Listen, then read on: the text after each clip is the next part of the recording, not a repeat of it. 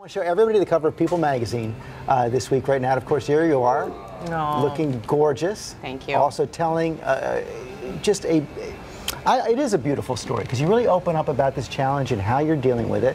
And as we said, you look great. How are you feeling? Thank you. I am feeling really good. Actually, I was just thinking about it. It's 3 weeks to the day that I went into surgery. This is right now, 3 weeks ago, I was in an operating room, and physically, I feel remarkably well.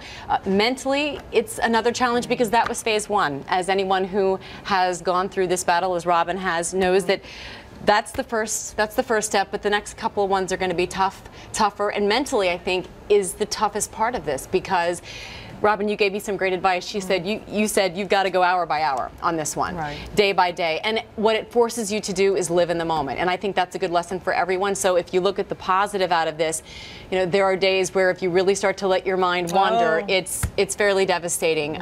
But you keep your head together, you come into work, you hug your friends, and you're thankful to be where you are with your family and the people who matter. And the next step for you?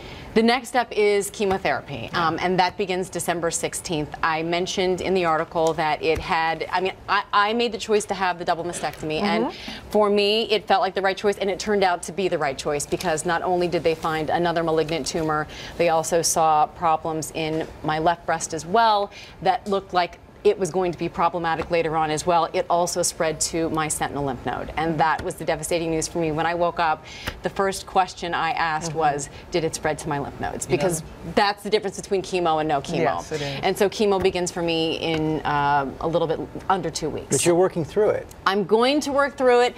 I saw Robin do it. I know how strong you were, and you give me strength, Robin, because it is important to get up and have something to do each day, even if you don't feel great and even if you feel crappy. And I know they've got all these new drugs to make it a little bit less difficult. I've got 4 months of chemo. Some people have it harder than I do, so I will take it hour by hour. You're so strong. You are so strong. And seeing your friend, it was so great to see you. I know you came to see Sam off yesterday.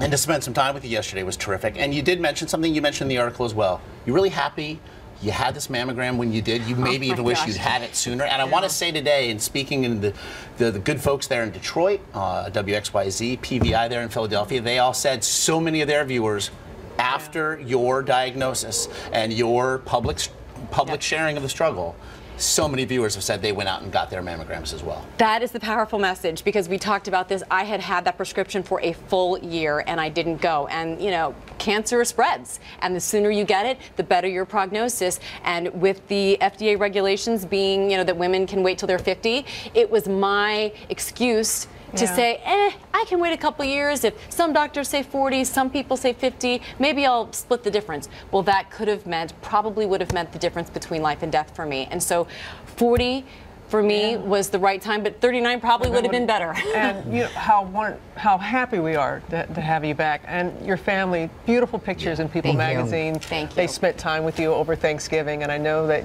you're fighting for yourself, but you're fighting for them as well. It was a very special Thanksgiving. When we all went around and said what we were thankful for, you know, we usually say, you know, whatever happened that year. And I uttered words I never thought I would utter. I said, I'm thankful to be alive. And it's good to know that you get to be thankful to be alive. It's a reminder to all of us that you never know what's around the corner. And so are we. Yeah. Thank you.